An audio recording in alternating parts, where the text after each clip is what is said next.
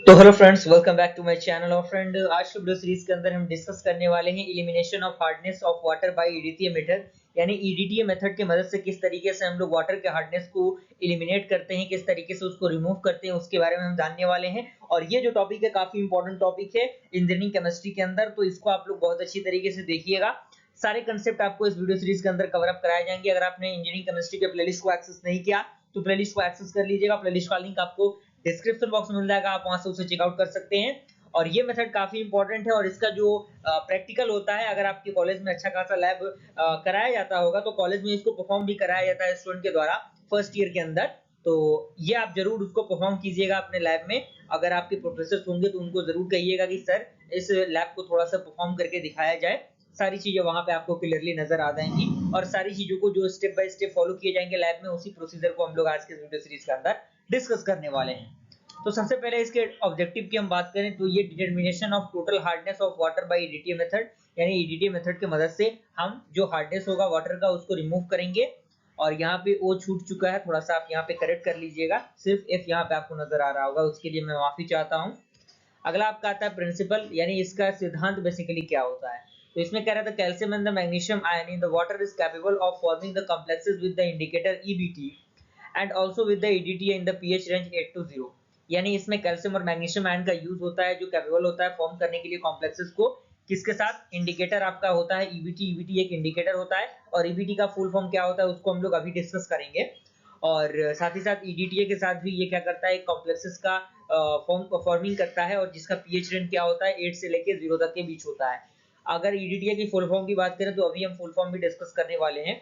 अब यहाँ पे आता है रिक्वायरमेंट, यानी इस जो एप्लीकेशन है, ये जो आपका प्रिंसिपल है, ये जो आपका कह सकते हैं एक्सपेरिमेंट है, इसको परफॉर्म करने के लिए हमें कौन कौन सी चीजों की जरूरत है, जिसमें सबसे पहला आपका आता है SWH, यानी स्टैंडर्ड हार्ड वाटर की हमें जरूरत होगी, जो कि हमें ऑलरेडी दिया रहेगा सैंपल।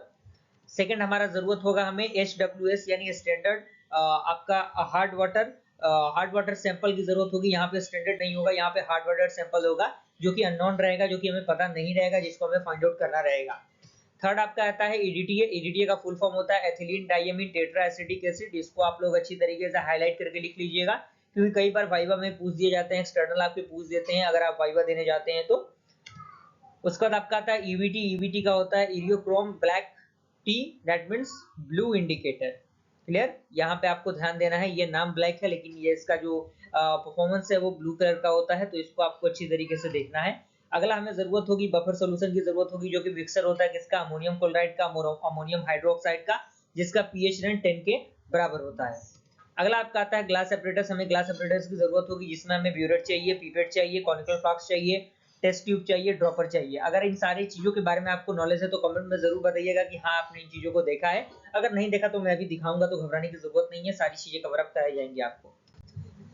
अगर हम structure of EDT and EBT की हम बात करें तो स्ट्रक्चर आप देखें उससे पहले हम ईडीटी के बारे में जान लेते हैं ये क्या होता है। तो it is having very limited solubility and can not be used directly, यानी ये काफी हैवी जो लिमिटेड कह सकते हैं सॉल्युबिलिटी कैरी करता है और इसको हम नहीं कर सकते डायरेक्टली, इसका हम यूज नहीं कर सकते।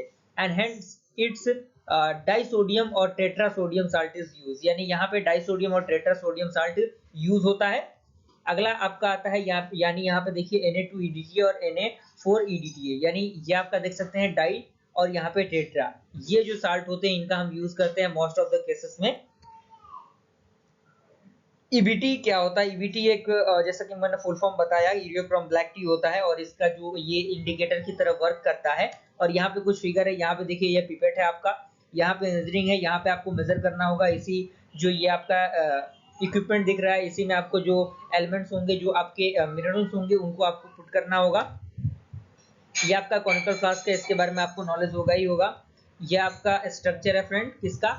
स्ट्रक्चर आपका ईडीटीए का। इस स्ट्रक्चर को आप अच्छी तरीके से देख लीजिएगा। उसके बाद ये आपका ईवीटी का स्ट्रक्चर है, इसको भी आप अच्छी तरीके से देख के बना लीजिएगा। ओके, अब आता है थ्योरी एंड रिएक्शन, यानी बेसिकली ये थ्योरी क्या होता है इसका। तो थ्योरी की हम बात करें तो सबसे पहले हम क्या करेंगे, take 10 millilitre of the hard water, यानी हम 10 मिलीग्राम हार्ड वाटर को लेंगे और उसमें ऐड करेंगे 5 मिलीलीटर ऑफ बफर सॉल्यूशन, यानी बफर सॉल्यूशन को 5 ml हम लेंगे और उसी के साथ ऐड करेंगे 1 से 2 ड्रॉप ऑफ ईबीटी इंडिकेटर, यानी एरियोक्रोम ब्लैक टी इंडिकेटर होगा, उसको हम 1 से 2 ड्रॉपर के यूज से 1 से 2 ड्रॉप लेंगे और solution terms into the wine red in colour and the form unstable complex, यानी जो आपका सॉल्यूशन बनेगा वो वाइन रेड बनेगा, कलर उसका वाइन रेड रहेगा जो कि अनस्टेबल कॉम्प्लेक्स होगा एंड कैल्शियम और मैग्नीशियम ईबीटी इस कंसेप्ट में रहेगा।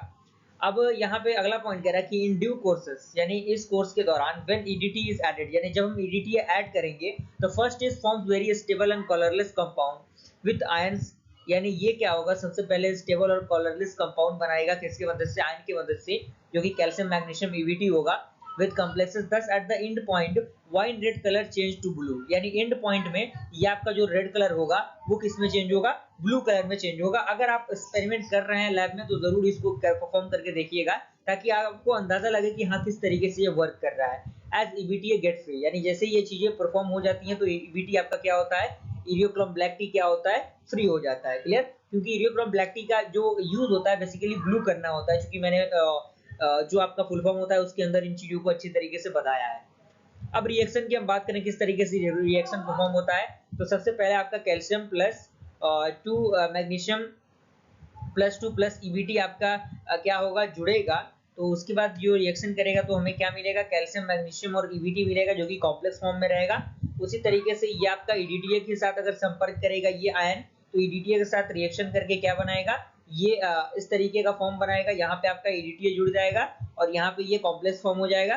थर्ड आपका होगा ये जो आपका आयन होगा जहाँ पे आपको मैग्नीशियम देना है और ईबीटी देना है, ईडीटीए से अगर रिएक्शन करेगा तो हमें क्या देगा, ये फॉर्म देगा। क्लियर, तो ये बेसिकली उसका रिएक्शन है जिसका क्लियर होना आपके लिए जरूरी है, इसको आप थोड़ा सा प्रैक्टिस कर लीजिएगा, सारी चीजें वहां से क्लियर हो। अब हम ऑब्जर्वेशन टेबल की बात करेंगे, क्योंकि हमें एक टेबल बनाना होगा, हमारे पास कॉपी पेन रहेगा जो कि हम लैब में लेके जाएंगे, वहां पे हम टेबल बनाएंगे। टेबल में कुछ इस तरीके की चीजें, चूंकि हमें पता है हमने थ्योरी के अंदर क्या दिया, हमने 10 मिलीलीटर लिया था सैंपल को, तो यहाँ पे सबसे पहला आपका स्टैंडर्डाइजेशन ऑफ द ईडीटीए जो कि हमें नॉन रहेगा, यानी हमें नॉन सैंपल दिया रहेगा, तो उसका हम क्या करेंगे, सीरियल नंबर देंगे, वॉल्यूम ऑफ वाटर देंगे जो कि हमने बताया था full form standard hard water, और यहाँ पे हम क्या देंगे, वॉल्यूम ऑफ ईडीटीए सॉल्यूशन देंगे रन डाउन के फॉर्मेट में। ये आपका एक इनिशियल वैल्यू रहेगा, ये फाइनल वैल्यू रहेगा। क्योंकि हमने तीनों बार 10 ml लिया, इनिशियल वैल्यू हमने 0 दिया। यहाँ पे आप चेक करके देखेंगे तो जो फाइनल वॉल्यूम होगा, जो आप इंडिकेटर का यूज करके जो सारे जो इक्विपमेंट होते हैं, जो रिक्वायरमेंट टूल्स होते हैं, उनकी मदद से आप सॉल्व करेंगे तो पहली बार आप देखेंगे कि 19 ml आया, फिर अगेन आप उसको परफॉर्म करेंगे तो आप देखेंगे कि 18.2 मिलीलीटर आया, उसके बाद आप फिर से परफॉर्म करेंगे तो देखेंगे 18.2 मिलीलीटर आया। इस तरीके से आपको परफॉर्म करते जाना है। जब आपको दो सिमिलर वैल्यूज मिल जाते हैं तो आपको वहीं पे रुक जाना है, यानी उसके अप्रोक्सी वैल्यूज आएंगी और हमें सेकेंड जो वैल्यू है वो अप्लाई करना है, यानी जो हमें अननोन जो हार्ड वाटर है उसके लिए, तो उसके लिए भी ऑब्जर्वेशन टेबल सही रहेगा, सीरियल नंबर रहेगा और यहाँ पे सिर्फ चेंज हो जाएगा, हार्ड वाटर सॉल्यूशन हो जाएगा और वॉल्यूम ऑफ ईडीटीए सॉल्यूशन होगा, यहाँ पे इनिशियल और फाइनल होगा। यहाँ पे हम फिर से यहाँ पे 10 ml लेंगे और इनिशियल 0 लेंगे।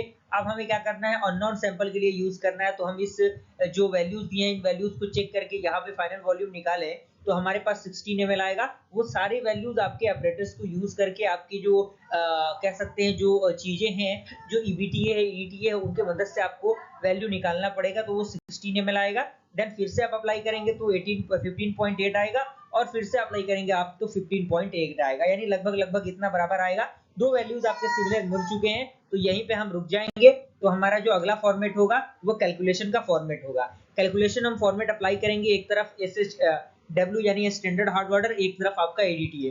तो चूंकि आपको एक फॉर्मूला याद होगा N1V1 N2V2 होता है, तो यहाँ पे N1 क्या होगा, N डिवाइडेड बाय 50 इंटू 10 और N2 क्या होगा, N2 इंटू 18.2, जो कि हमें ऑब्जर्वेशन टेबल में 18.2 दिया गया था। अब चूंकि हमें N2 का वैल्यू निकालना है तो N2 के वैल्यू को आप क्रॉस मल्टीप्लिकेशन करके निकाल सकते हैं इजीली, और यहाँ पे हमें N का वैल्यू 1 रख देना होगा और यहाँ पे डिवाइड करना है हमें इसको 18.2 से, यानी यहाँ पे अप्लाई करेंगे क्रॉस मल्टीप्लिकेशन तो 18.2 डिवाइड में आएगा और उसके बाद यहाँ पे आप इसको सॉल्व करेंगे तो जो नॉर्मेलिटी है ईडीटीए का वो निकल जाएगा, जो कि 0.01 N आपका क्या है, N is the normality. Okay, इसी तरीके से हमें ईडीटी और एचडब्ल्यूएस के लिए करना होगा तो N2V2 N3V3 होगा।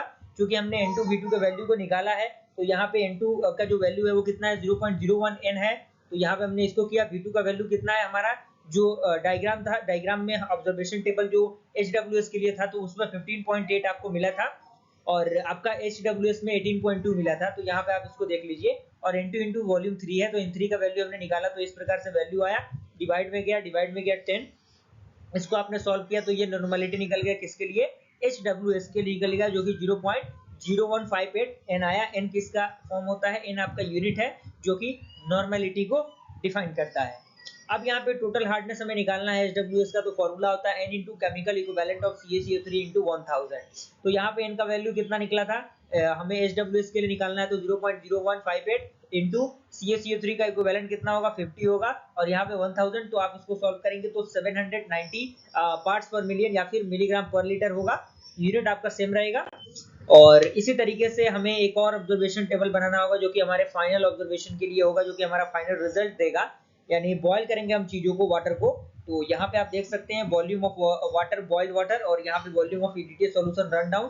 तो यहाँ पे सारे वैल्यूज 10 रहेंगे और ये इनिशियल रहेगा। इसको आप सॉल्व करेंगे तो आप देखेंगे कि दो वैल्यू आपको सिमिलर मिल जा रहे हैं, 8.4 तो यहाँ से आप उनको टर्मिनेट कर सकते हैं, रोक सकते हैं यहाँ पे।